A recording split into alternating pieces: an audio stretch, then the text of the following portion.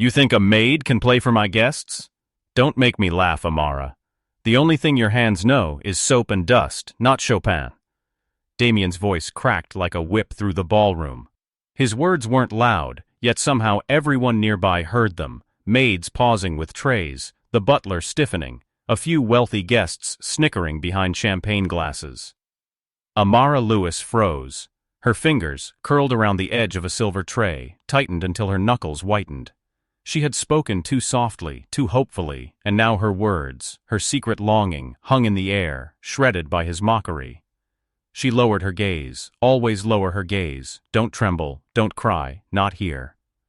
The ballroom shimmered in gold and crystal, chandeliers spilling light onto marble floors. Guests in gowns and tuxedos milled about, the air rich with perfume and money. And in the center of it all stood Damien Hawthorne, every inch the cruel prince. Tall, sculpted features, ice-blue eyes that glinted when he smirked. His suit was black silk, tailored to a perfection that screamed dominance. At 29, he had inherited his father's fortune, and with it, the arrogance of one who believed the world itself bent at his command. Amara, just 24, stood at his shadow's edge. Her dark curls were tucked beneath a plain scarf, her uniform neatly pressed, though the fabric was thin and worn at the seams. Her face, round, warm, expressive, was a canvas she kept carefully blank in moments like this, though her wide brown eyes betrayed the sting of his words.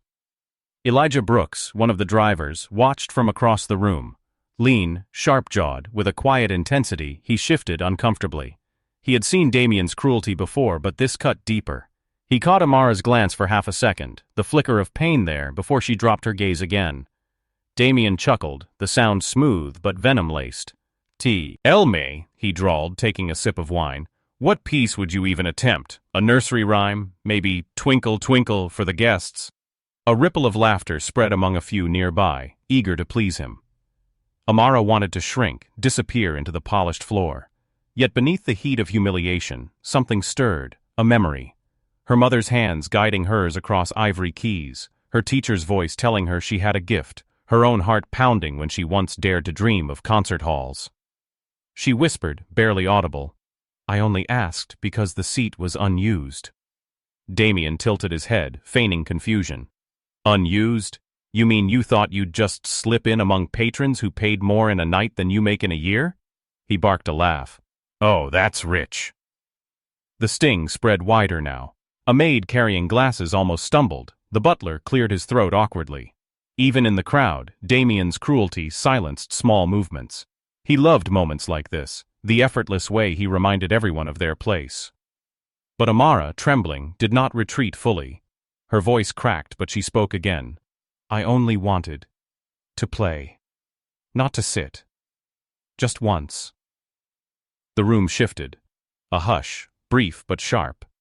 Damien blinked, then laughed louder, clutching his glass. "Play? On my piano!" He glanced at the glittering Steinway at the far end of the ballroom, its polished black surface gleaming under chandelier light. "Darling, you'd chip the ivory with your clumsy fingers. Best you keep them busy with rags and polish." The cruelty landed like a slap. Amara's chest tightened. She bowed her head, clutching the tray tighter, and turned to retreat into the safety of invisibility. But Elijah stepped forward. Not close, not reckless, just a half step. Enough to let her know he'd heard, enough to let Damien see disapproval in his dark eyes. Damien's gaze cut to him, sharp as glass. "Problem, B. Rooks?" Elijah held his tongue, his jaw flexed once, then he gave the barest shake of his head. He could not protect her, not here, not now, and so the evening rolled on. Laughter, chatter, clinking glasses. But in the shadow of chandeliers, Amara burned with shame. Every smile, every chuckle, every glance seemed to echo Damien's words. She fled to the kitchen at the first chance, pressing her back to the cool wall, closing her eyes. Her breath came fast. She lifted her hands before her face, fingers trembling. Once, they had been strong, confident, dancing across keys. Now they were calloused from scrubbing, reddened from bleach. "Why did I even ask?" she whispered to herself. "Stupid. So stupid." But the memory returned, her mother's voice, gentle yet firm. Never bury your gift, Amara. One day, the world will need to hear it. In the grand ballroom, Damien raised his glass, unaware of the storm he had just awakened. The gala swelled into full grandeur, music swelling from the string quartet at the side of the room, chandeliers scattering diamonds of light over satin gowns and polished shoes. Guests laughed too loudly, as if competing for the billionaire's attention. Damien basked at the center, his smirk untouchable, every word he spoke drawing nods and sycophantic chuckles. For Amara, the air was heavy, suffocating. She moved like a shadow between tables, balancing trays of glasses and hors d'oeuvres, keeping her eyes low. But whispers trailed her now. Some servants stole glances, pitying or amused.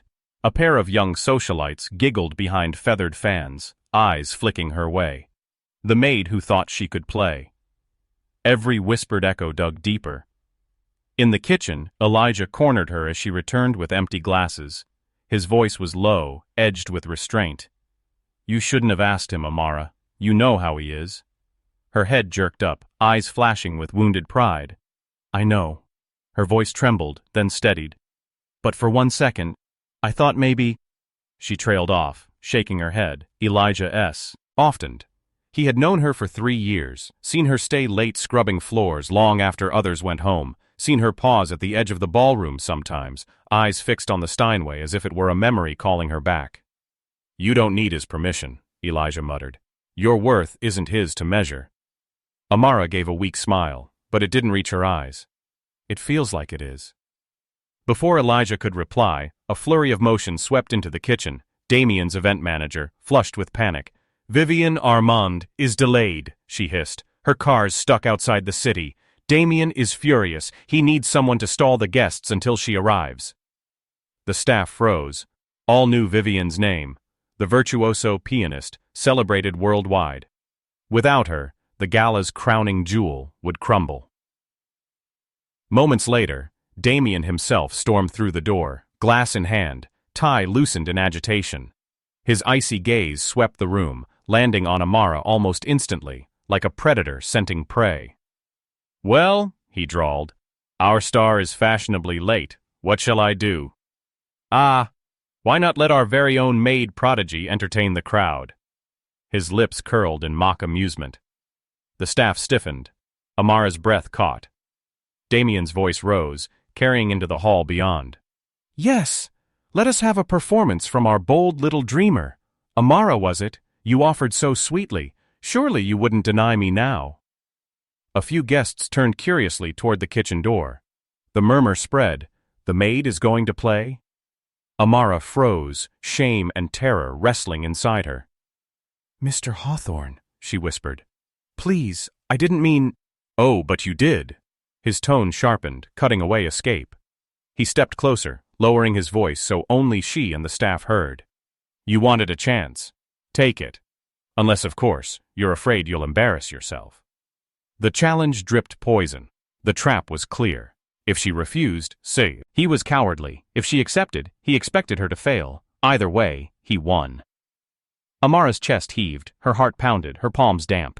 Elijah's eyes burned into hers, silently pleading, "Don't do it." But a strange calm threaded through her fear. The years of silence, the buried dreams, they rose within her now, insistent, like a melody demanding to be heard. Slowly, she lifted her chin. "I'll play." The room hushed. Even Damien blinked, momentarily surprised, before grinning wickedly. "Excellent." He clapped his hands once. "Ladies and gentlemen," he called, striding back into the ballroom with Amara in tow. "Our entertainment, until the great Vivian graces us, will be provided by none other than my maid." Gasps, laughter, disbelief rippled through the glittering crowd. Some applauded mockingly, others leaned forward, hungry for spectacle. Amara's knees trembled as she crossed the gleaming floor, every step echoing her heartbeat. The Steinway loomed ahead, majestic, terrifying. She had dreamed of this moment all her life, but never like this, never under the weight of ridicule. Damien leaned lazily against a marble column, sipping his wine. "I'll wager she won't last 30 seconds, he quipped, and laughter erupted. Amara sank onto the bench. Her hands hovered above the keys, trembling so violently she thought she might faint. The room's jeers swirled, distant and sharp. Breathe, she told herself. Hear the music inside. Remember Mama's voice. She closed her eyes, her fingers stilled. And then, like water breaking free of a dam, the first notes poured out. They were soft, trembling, but true. The room quieted. And Amara, once invisible, once mocked, began to play. The first notes rang out like a secret unveiled, fragile, trembling, yet shimmering with truth. At first, the crowd leaned in only to smirk, expecting a clumsy mess of sound. But as Amara's fingers found their rhythm, the music shifted. It was no simple tune, no nursery rhyme. It was Chopin, a nocturne, delicate yet fierce, each note soaked in the quiet ache of longing. Her hands, calloused from scrubbing floors, raw from bleach, moved with impossible grace, every finger falling as if guided by memory etched into her very bones. Her body swayed slightly, eyes closed, breath steadying into the music. The ballroom hushed. Conversations fell away. Glasses lowered mid-air. Even the air itself seemed to still. Damien's smirk faltered. At the edge of the hall, Elijah stood frozen, his chest tightening. He had never seen her like this, head lifted, shoulders back, fingers blazing with confidence. Not a maid, not a servant, but a musician commanding a stage. For Amara, the world melted away. She was no longer in a gilded prison serving cruel men. She was 12 again, sitting in a cramped apartment, her mother guiding her tiny fingers. She was 15, playing her first recital, the audience gasping in awe. She was every dream she had buried, resurrected in the sweep of a chord.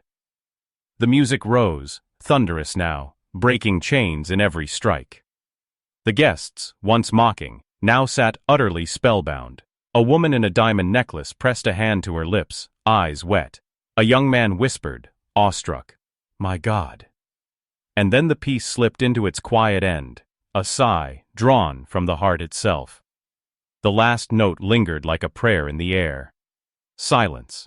A silence so deep, so complete, that Amara's heart stuttered in fear.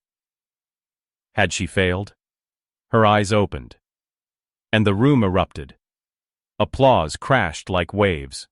Cheers, gasps, even shouts of "Bravo!" thundered through the hall.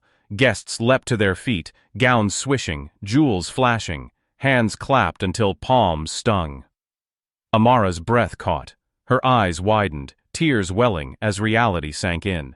They weren't mocking her. They were applauding her. Elijah's throat burned with pride. He clapped harder than anyone, his voice breaking as he shouted her name. Damien stood stiff, his glass forgotten. His icy eyes flicked between the rapturous crowd and the trembling maid at the piano. This is absurd," he muttered under his breath. But no one heard him. No one cared. The applause rolled on, unstoppable, but Damien was not finished. As the ovation began to fade, he pushed himself off the column, a slow smile returning to his face, sharp, dangerous. "Well," he said, his voice carrying over the crowd, "our little maid has memorized a tune. Bravo, indeed." His tone dripped with condescension. "Parlor tricks can be quite charming." A ripple of unease moved through the guests. Some frowned, glancing between him and Amara. Others, eager to align with power, chuckled thinly, though the sound was weak. Amara's chest tightened again. The triumph of moments ago wavered under the weight of his dismissal. Her hands trembled in her lap. Damien stepped closer to the piano, lowering his voice just enough to cut her alone. "Enjoy your moment, darling. But don't forget who you are. A maid playing princess changes nothing." The words pierced like a blade. Her victory, so bright, dimmed with shame. But across the room, Elijah's jaw clenched. He saw the pain flicker across her face, the way Damien tried to snuff out the flame she had just lit. Rage tightened inside him. And then, as if the heavens themselves conspired, the sound of hurried heels echoed from the grand staircase. The doors opened. Vivian Armand swept into the ballroom, grace incarnate in a silver gown that shimmered like moonlight.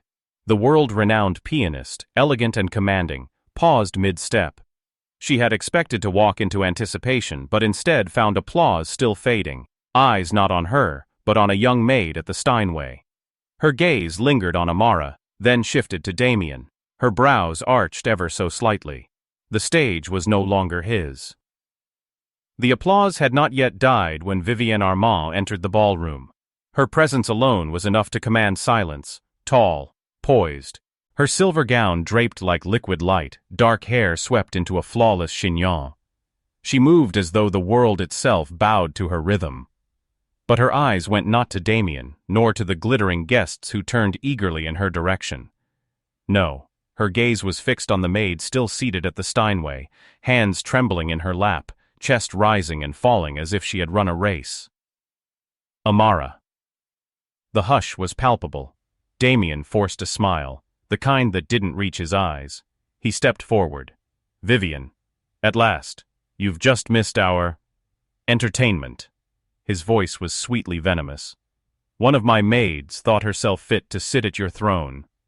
A murmur stirred in the crowd. Some chuckled uncomfortably, others frowned, protective of the moment they'd just witnessed. Vivienne's lips curved ever so slightly. She glided to the piano, her gown whispering across marble, and studied Amara with a depth that made the young woman's throat tighten. You played? Vivienne's voice was soft, accented, laced with warmth. Amara swallowed hard. She nodded, unable to speak. Vivienne inclined her head. Then I regret I was late, for I would have liked to hear. A ripple moved through the audience. Damien laughed sharply. You'd have been amused. A curious little performance. Impressive for a maid, of course, but hardly worth a master's ear. The crowd shifted, unease growing. Vivienne's eyes flicked to Damien. They were cool, assessing, unblinking. Then, with regal ease, she turned back to Amara. Play again. The words struck like lightning. Amara's eyes widened. I couldn't, ma'am. Not in front of— Yes, in front of them. Vivienne's tone held no room for retreat. Music is not for hiding. It is for sharing. The audience stilled. A murmur of anticipation grew. Damien's jaw tightened. Vivienne, really, we haven't time for— But Vivienne cut him off with a single said hand. Her authority was effortless, final. Let her play. Amara's heart thundered. Her palms dampened.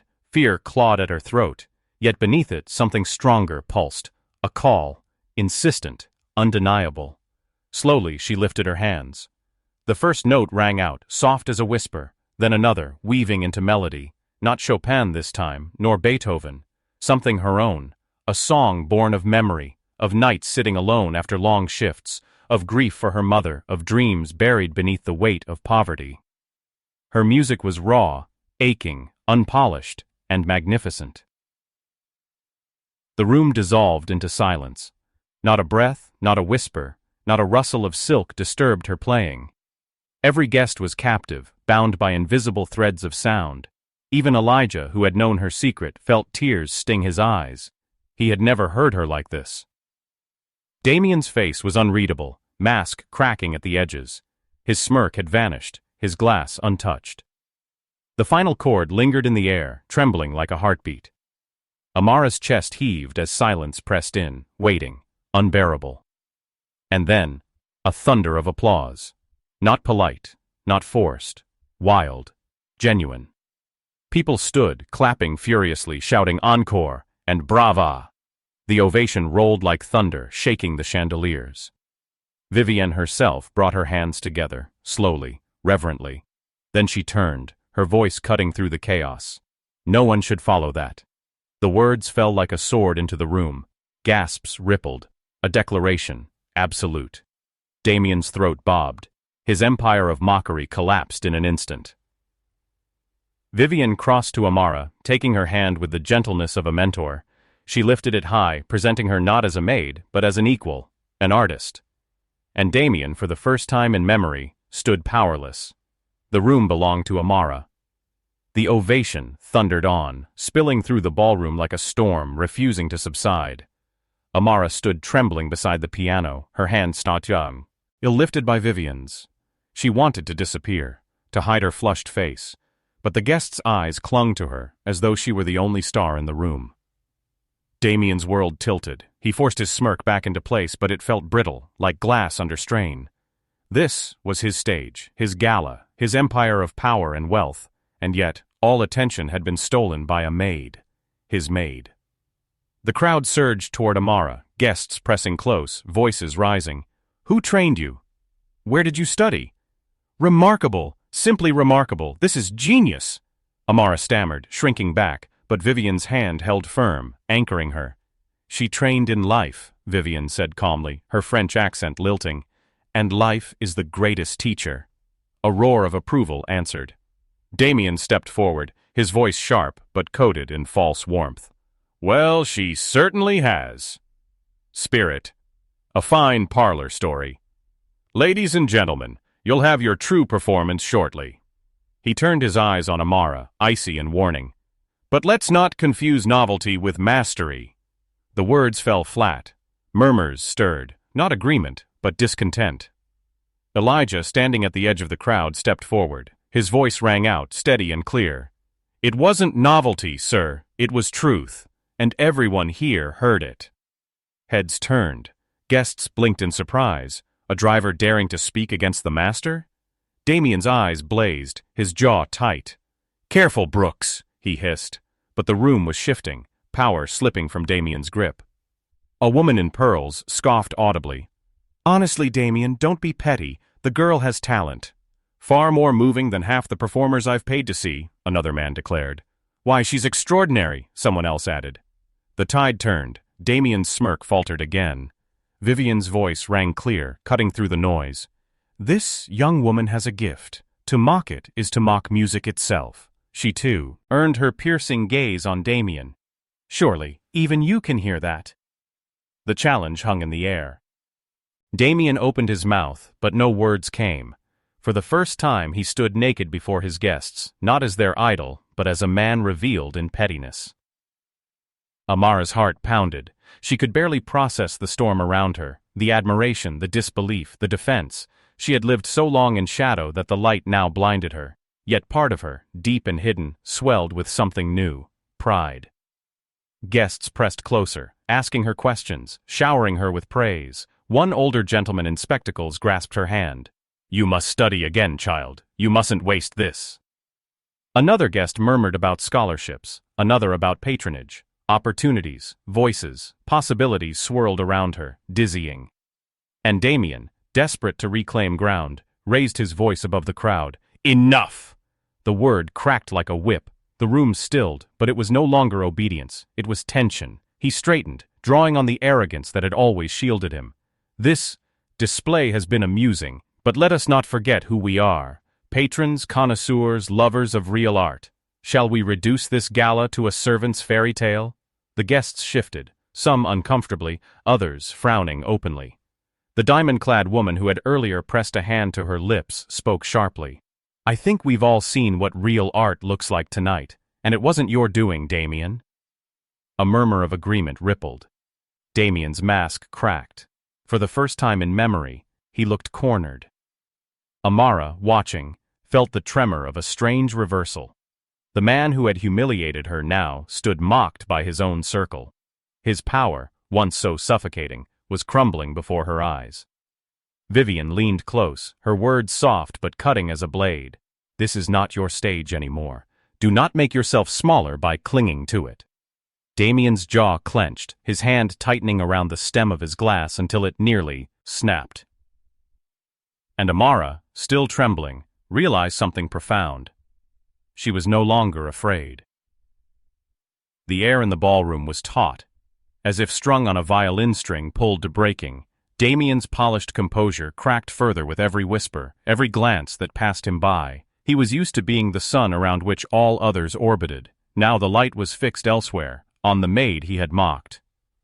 Amara stood still, her hands clasped in front of her, as if anchoring herself to reality. The storm of praise had quieted for the moment, but its weight lingered, undeniable. She could feel the eyes of the crowd like heat against her skin, expectant, protective, reverent. Damien's voice cut through the tension, brittle but loud. "Enough of this nonsense. A single performance, fine. But don't delude yourselves. She's no prodigy. She's a servant in my house. This little spectacle is beneath us." The words dropped heavy, but instead of silencing the room, they provoked it. "She moved me to tears," one guest said sharply. "Better than half the professionals I've seen in Paris," muttered another. "She has the soul of an artist," a third added. The murmurs swelled, voices stacking against Damien like stones in a wall. Vivian stepped forward, her silver gown shimmering under the chandelier. Her voice was calm, but it sliced through the room. "Damien, you mistake status for worth.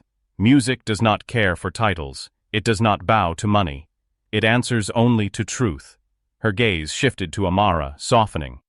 "And tonight we heard truth." Applause burst anew, not thunderous, but steady, resolute, like a wave refusing to retreat. Damien's face flushed, a rare crack in his porcelain cool. "You would embarrass me in my own home?" His voice trembled, not with fear but with desperation. Vivian held his gaze without flinching. "No, you embarrassed yourself." The words struck like a lash. A collective gasp rippled, followed by silence so sharp it felt like glass shattering. Damien staggered a step back. His hand trembled, his glass slipping from his fingers and shattering on the marble. The sound rang through the hall, cruel and final. Amara flinched at the crash, but her eyes did not lower. For the first time she dared to look at him fully, and what she saw was not the untouchable master but a man cornered by his own arrogance, stripped of power. The crowd's whispers grew louder, shifting from awe to disdain. Arrogant. Cruel. He mocked her, and now look, he's undone. The tide had turned completely. Damien was not the admired host anymore. He was the spectacle, unraveling before the very people he had worked so hard to impress. And then, the unthinkable happened. Damien's knees buckled. He dropped onto the marble floor, shards of glass glittering around him. His chest rose and fell in ragged breaths, his mask shattered. His voice cracked, raw and strangled. "I was wrong." The words shocked the room into silence. His eyes lifted, pale blue, now stripped of cruelty, glistening instead with something Amara never thought she'd see in him. Shame. "I mocked you," he said hoarsely. "I thought myself above you. But tonight—" His voice faltered. He pressed a trembling hand against his face, tears brimming. "Tonight, you showed me I am small." The crowd stirred, whispers urgent, but all eyes were locked on him. Damien turned toward Amara fully now, kneeling not as a master to a maid, but as a man broken before a truth he could no longer deny. His voice dropped to a pleading whisper, loud enough for all to hear. "Forgive me." The words hung, heavy and impossible, echoing against the marble walls. Amara's heart raced. The man who had laughed at her, humiliated her, crushed her dignity, now on his knees, undone. She had imagined this moment in 1,000 dreams of vengeance. Yet standing here, reality felt different. More fragile. More human. Tears pricked her eyes. She opened her mouth, but no words came. Only silence, vast and trembling, stretched between them. Vivian stepped closer, her hand brushing Amara's shoulder. The message was clear. The choice was hers.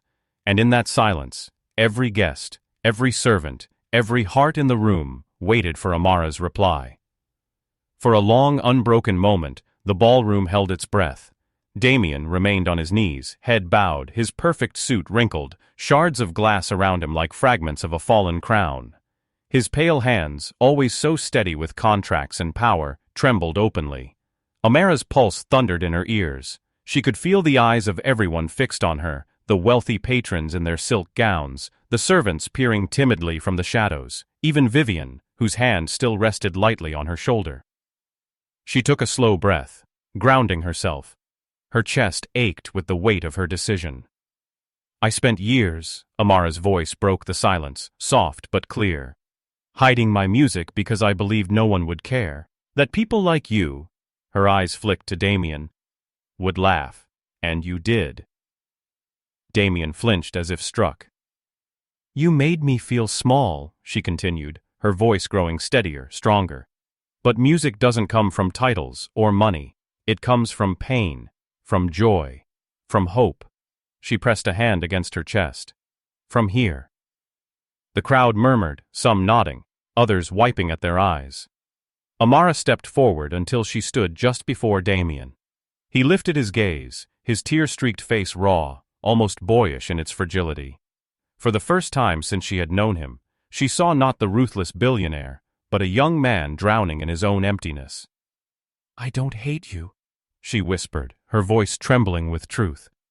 "But forgiveness is not mine to give in a single night. You will have to earn it. Not with words, but with Tao. The way you treat people from this day forward."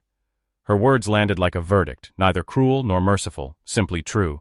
Damien's lips parted, as though he would speak again, but nothing came. Instead, he lowered his head once more, silent. The ballroom exhaled as though the world itself had been holding its lungs captive. Applause swelled, not for Damien this time, but for Amara. A wave of clapping, cheering, rising like a storm of release. Vivian's arm slipped gently around her shoulders, guiding her back toward the piano. "Take a bow, my dear," she whispered. Amara hesitated, then slowly turned toward the crowd. Their faces were alive with admiration, with something she hadn't felt in years: respect. She bent in a shy bow, and the room erupted once more, applause thundering to the very chandeliers. In that moment, the labels of maid, servant, unseen girl, all fell away. She was only Amara, a musician, a soul revealed. Damien rose slowly from the floor, his movements stiff, unsteady. He did not try to reclaim the room, did not attempt to silence the applause. Instead, he slipped back into the crowd, a shadow among the glittering guests, eyes cast low. The rest of the night blurred into a haze of congratulations. Strangers approached Amara, eager to shake her hand, to praise her gift. Some asked if she had studied in Vienna or Paris. Others promised to connect her with conservatories, patrons, opportunities. But Amara's mind lingered on the sight of Damien kneeling in the shards of his own pride. When the guests had gone and the ballroom dimmed, Amara found herself alone at the piano once more. Her fingers hovered over the keys, her reflection faint in the polished wood. For the first time, she played not to prove anything, not to silence laughter, but simply for herself. A gentle melody unfurled, tender and unhurried. Notes like whispered prayers. From the shadows near the door, a figure lingered. Damien. He did not step closer, did not dare to interrupt. He simply stood, licho, steaming, his face unreadable. Amara did not look up. She let the music speak, her own quiet answer to everything words could not hold. When the last note faded, she closed the lid, rose, and walked past him without a word. Their eyes met briefly. Hers steady, his searching, uncertain, humbled. She did not need to say anything more. The music had already spoken. Outside, beneath the midnight sky, Amara inhaled deeply. For the first time in years, she felt light. Not because her life was suddenly changed, but because she had found her voice again, and once found, it could never be silenced. And somewhere inside the mansion, a ruthless young billionaire sat in the ruins of his pride, replaying her music in his mind, wondering if redemption was still possible.